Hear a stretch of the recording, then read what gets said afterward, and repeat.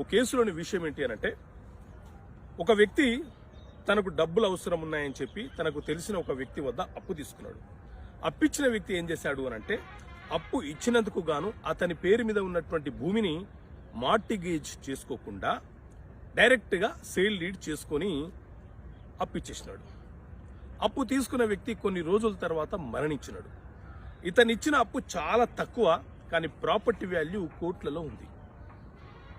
Sale deed అంటే అప్పు తీసుకున్న వ్యక్తి మరణించిన తర్వాత అతని యొక్క భార్య, పిల్లలు ఆ సేల్ డీడ్ ని క్యాన్సిల్ చేయాలని తిరుగుతా ఉన్నారు.